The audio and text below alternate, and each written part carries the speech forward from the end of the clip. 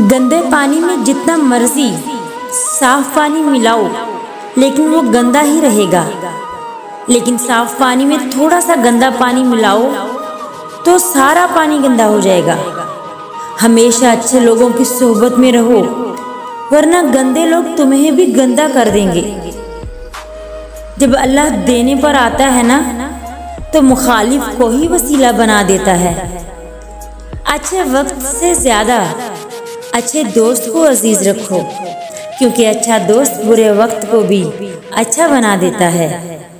कभी तुम दूसरों के लिए दिल से दुआ मांग कर तो देखो, तुम्हें अपने लिए दुआ मांगने की जरूरत ही नहीं रहेगी। जिंदगी के रंग भी अजीब हैं। बाज़ औक़ात जिंदगी के गम पर शोर मचाने वाले को इंसान कहा जाता है, और जो जिंदगी के गम से पत्थर हो जाए उसे पत्थर ही समझ लिया जाता है।